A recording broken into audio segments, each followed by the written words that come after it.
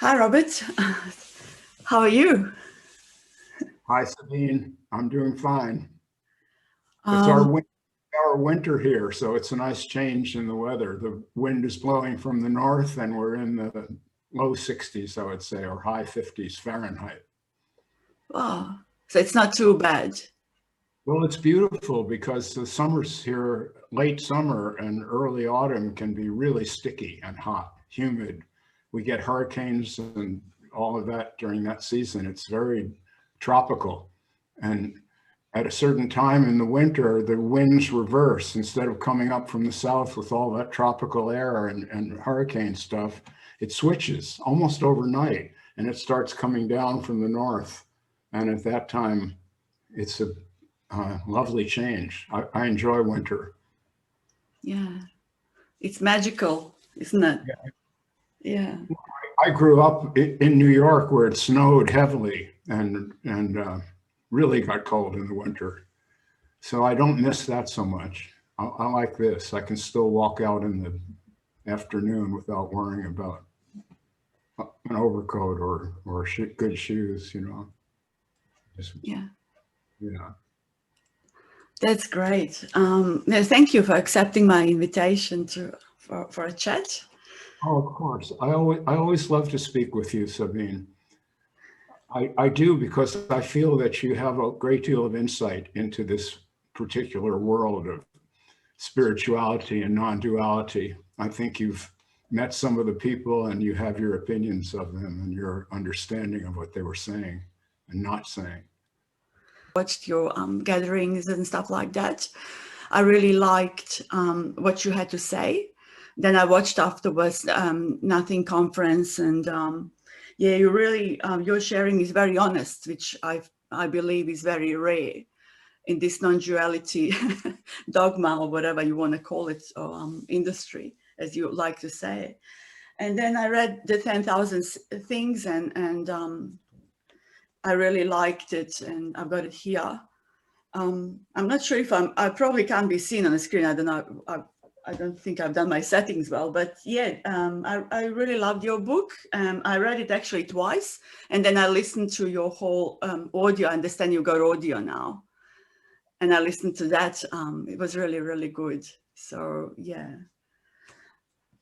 Um, what I really like about you, just you really don't encourage people to seek, and which is really rare. I'd say that most of the messengers, they allow people to go back to them. And so, how do you find that why is it so? Why do messengers encourage seeking? Well, they encourage seeking because when you're in the business of teaching, you need students. If that's the way that you earn a living, the more students you have, the better off your pocketbook will be. And it's not just some individual spiritual teacher in an ashram somewhere who wants followers, many followers, but like these great universities, they're also profit-making machines. They have to sell spaces to students and get that tuition. And tuition has gone up now to where it costs almost $250,000 in the US to get a bachelor's degree. In a way, it's extortion in a way, if you understand this. They have the degree to confer and they make you pay to meet their qualifications and they charge a great deal of money. This is not the way it used to be. Even in my years of getting a PhD, yes, there were costs involved, but not extortion. And there was this idea of honor attached to the degree. One doctor would kind of pass this approach on to the student. So that's a natural flow. And some of the spiritual teachers are like that. They have good things to say and they say them. Tom Thompson is a friend of mine. He's a spiritual teacher, and I like his approach very much. He's open-hearted, and he's not doesn't have a profit motive. He really has something to pass on. Now, you could argue whether, and I do with him argue, whether what he's teaching is the highest form of understanding or not. That's an open question. But that's a separate issue. On this one level, we have to critique the entire system that has a hierarchy where the great man like sits in a throne like this, and he has flowers all around him and beautiful chicks in the front row going, oh, Swami, you know, and he's like really getting high on that and everything. And it's an emotional need, and it's a narcissism, and yes, those are narcissistic supplies that people need who are damaged narcissistically, so that without adulation, they can't cohere. Their personality needs that input all the time in order to feel like a self at all. See, Donald Trump is a perfect example. Constant. He's like a baby. If he doesn't get that every 5 seconds, he starts to freak out. So I'm the opposite of that. And that accounts for the honesty.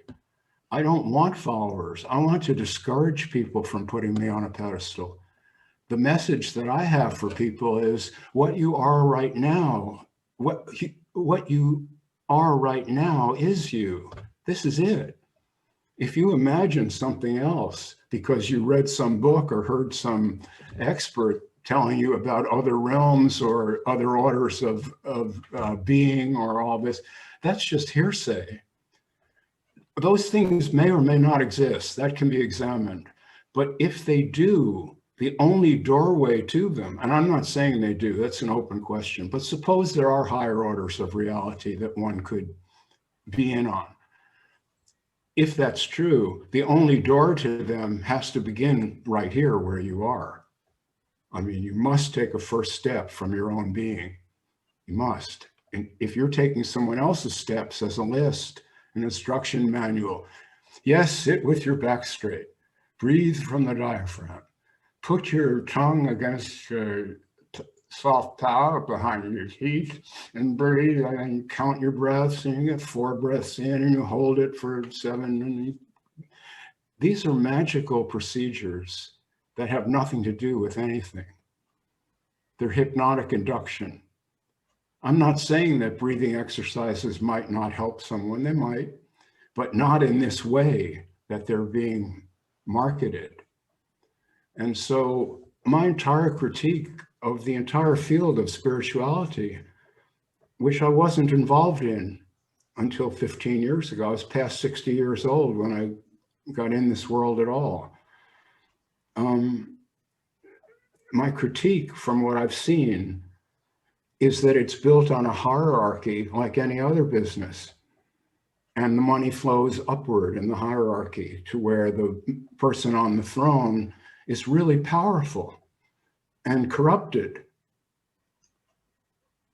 If you have that much power and money, it's almost impossible to not be corrupted, because you'll have people around you who are corrupting you.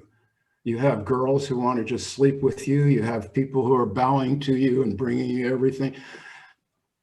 You know, a couple of years of that will pretty much ruin anyone. And yes, only the very rarest teachers who had that kind of power managed to find a way. And those are the ones I really like. Like I love Alan Watts, who kept insisting his entire life, I'm just an ordinary rascal. Don't make a guru out of me. You know, beautiful.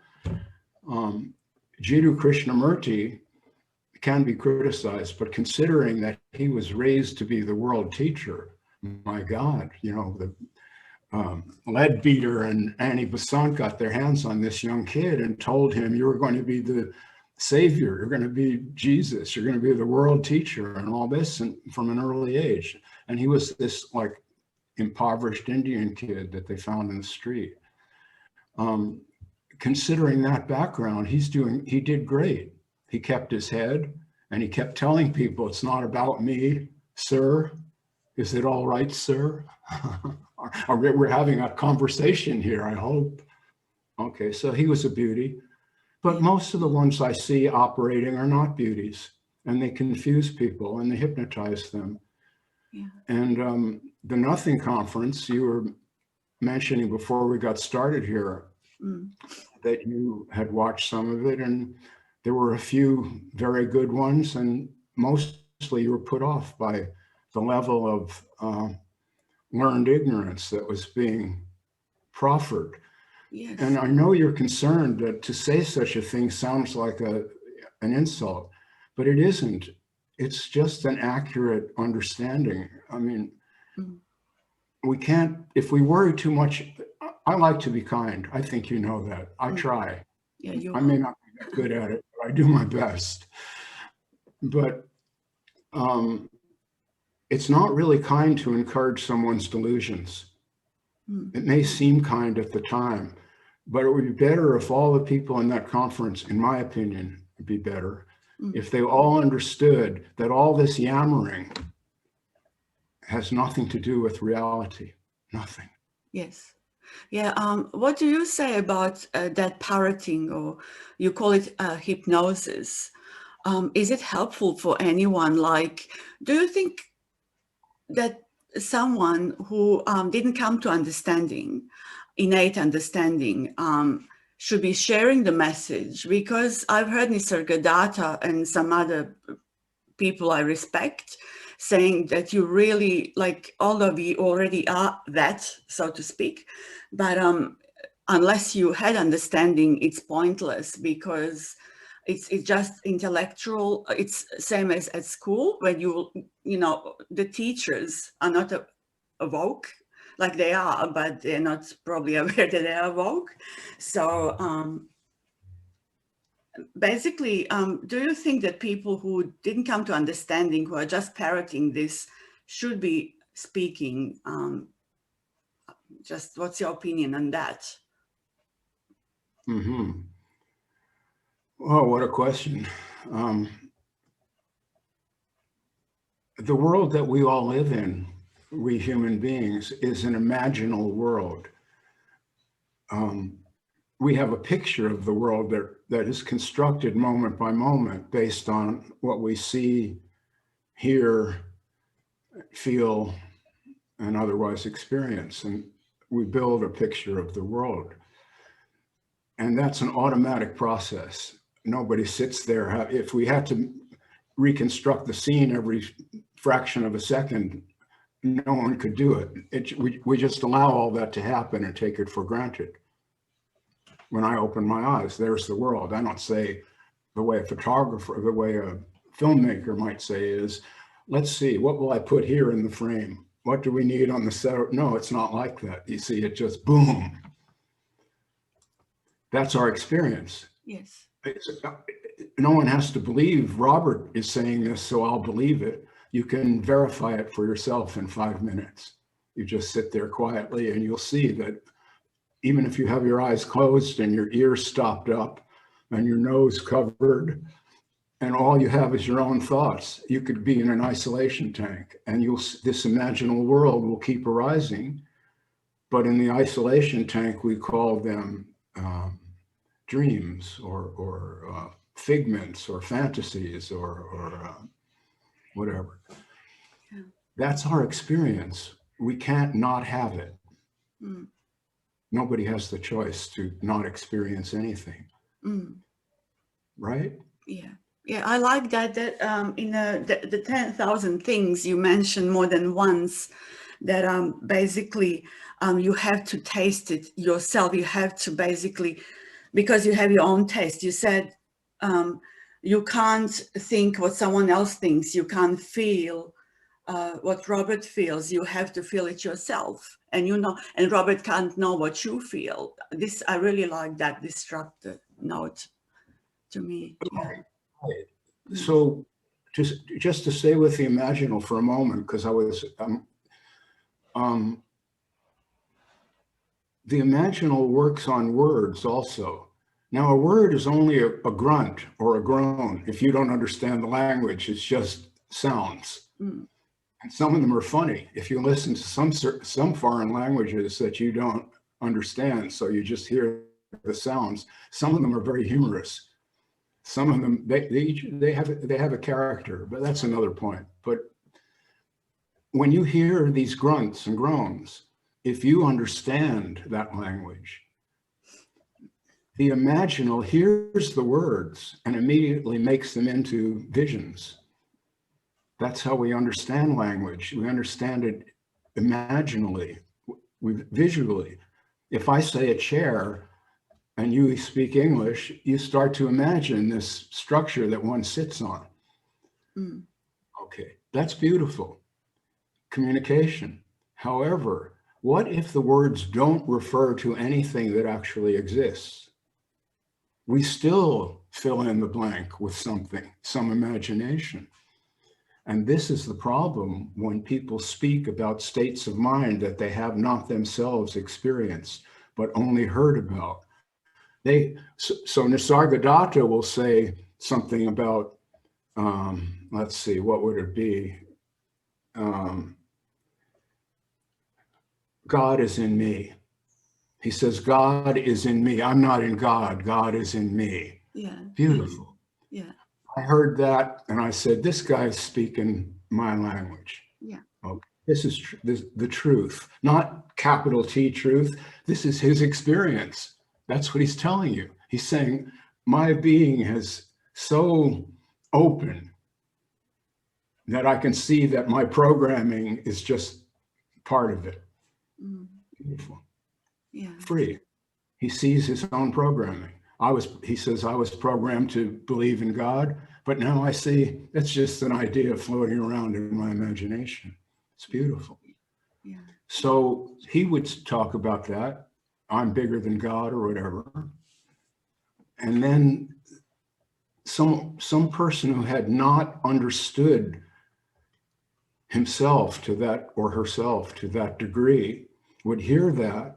And since they didn't have an actual experience like a chair to refer to, you hear the word chair, you know what a chair is because you've sat in chairs, you've seen them. But if Nisargadatta says, I am is the biggest thing in the universe, if you haven't had that experience, you'll invent some idea, which is, well, that means Robert Saltzman doesn't really exist, and that's non-duality. That's nonsense. Nonsense. Just nonsense. That isn't what Nisargadatta was saying. He knew that he was a guy. He liked sex and cigarettes, and he had a temper, threw people out. He was a guy with a great philosophical understanding. And people call that spirituality. Mm. And then they think, oh, well, then this guru claims to understand Nisargadatta and can interpret that to me. And now this guy's got a business. Put up the tent by the side of the river and start selling water from the river. It's an old occupation. Mm. You're selling snow to the Eskimos. You're selling people themselves back to them. John Troy, my dear friend John Troy. Yeah. You should interview him someday. He's a great. Should. Yes, great, I might, hopefully. tell him that he has to be on your podcast or whatever, because he's a great old guy, great with words. I loved him. I really loved him. Yeah, when I well, was gathering. How these gurus, what they do is they make you shine by reminding you of things, but it's your things. And then they sell it back to you. You don't need them. What they're telling you is you're alive. This is your life. Mm. Wake up. See, live. Yeah. They're telling you, yeah, you have problems. We all do. You have hang-ups. So do I. We all do. We're just human. Yeah. But there's many ways of being human. And one of the best ways is to be awake while you're alive. You have plenty of time to sleep in the grave. Lots of time. Yeah. Yeah.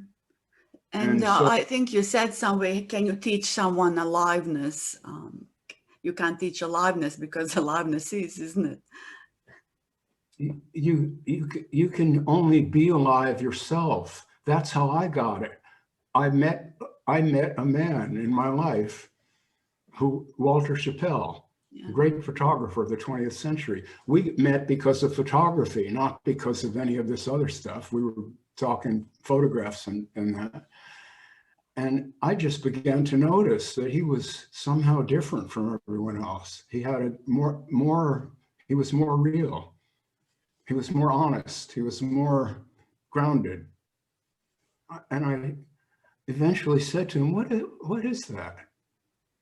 What is it, Walter? You know, you seem to, well, and that same question has been put to me. That's actually how I got into this. When that question was asked of me, I thought, oh my God, I'm kind of avoiding passing on this thing that I got from Walter. Maybe I shouldn't do that anymore.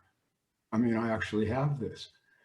And so, and see, someone will hear that and say, oh, Robert's a narcissist. He thinks he's the Buddha and all this. And I get this kind of criticism. Yeah. To you, it seems honest.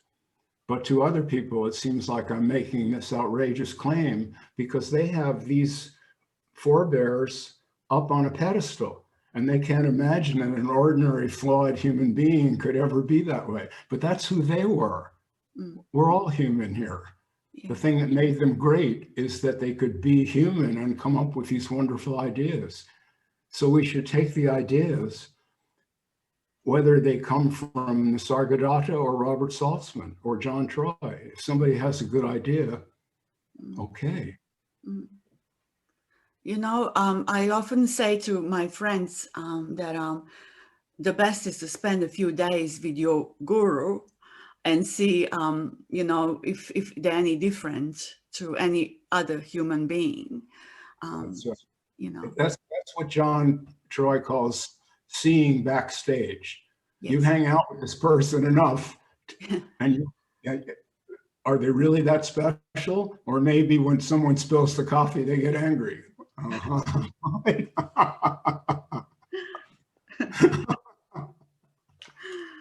You might rather want to live with your parents and see your parents rather than your guru. Then you never know. It will be that bad sometimes.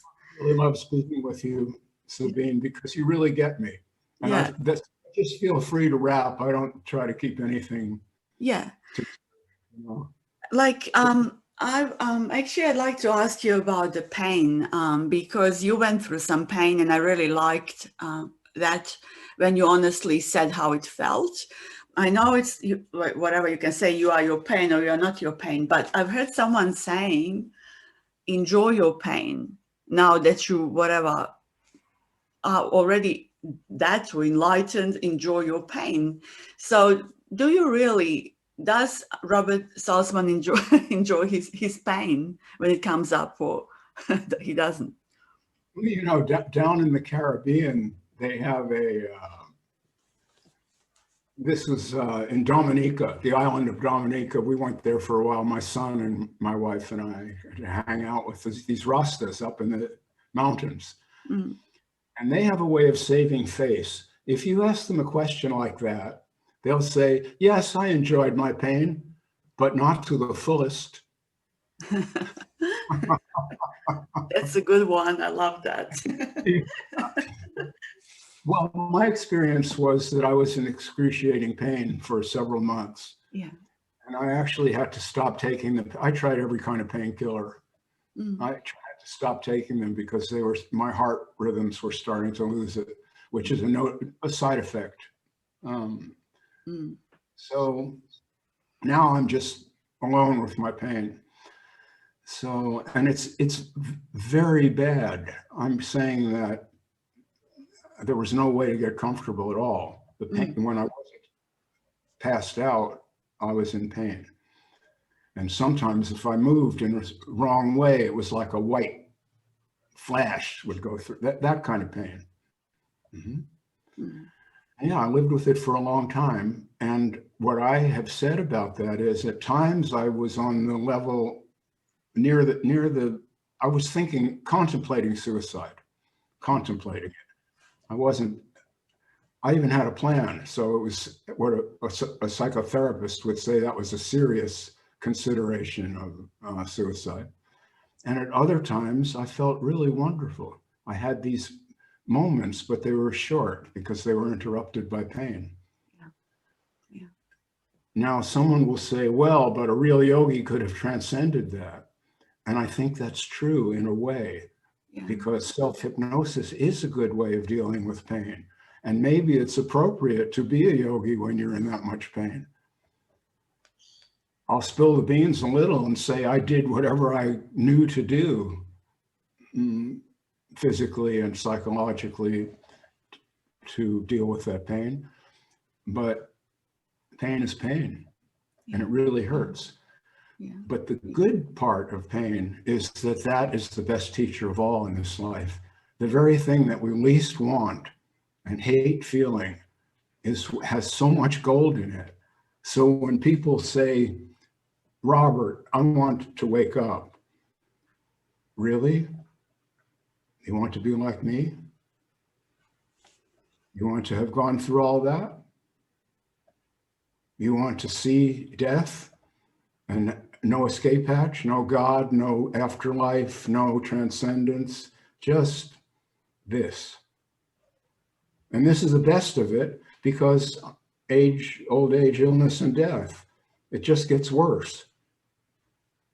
Now, I consider that being weak, and people criticize it. They say, oh, you're on a bummer here, man. And a real spiritual person is happy and always blessing people and, you know, has the mala and all this. No, come on.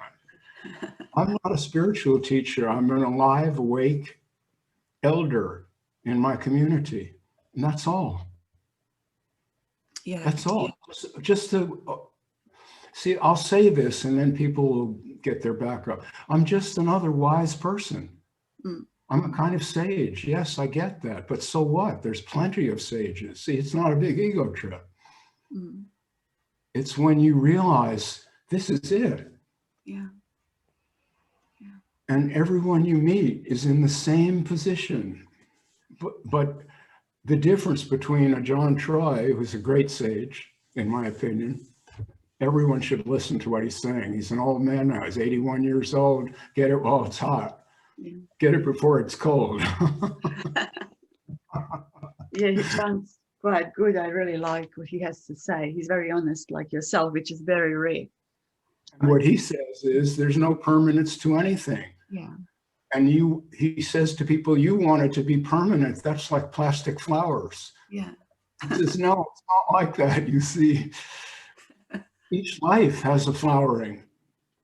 You and I are participating now in a flowering. Of course, we're both open-minded humans on the planet here, but this doesn't last forever. You just get your one time to flower, and then the flower dries up and dies and blows away in the wind. That, unless that is understood, you will never understand the Sargadatta or the Buddha, because they talked about impermanence constantly. Yeah. Constantly. Yeah. And so am I. And the thing that some people don't like about my confession is that I don't think it's any lesser than these greats of the past. It's the same conversation. You only don't know that because you weren't there to watch the guy take a shit or yell at his wife or whatever. You just weren't there. If you had been, you would understand what you understand about Robert. Yeah, I got my rough edges and all that, don't we all? And so the pain thing, physical pain is very hard, but it's nothing compared to the pain of seeing yourself as you are, as you really are, not as you aspire to be. What I aspire to be is the beard or the mask that we put on every morning because we can't stand to see ourselves just as we are. A bit foolish, desperate in certain ways, grasping, looking for the escape route or how to get out of this suffering and pain and confusion. And this is who we are as people. And we just put a face called spirituality over that stuff.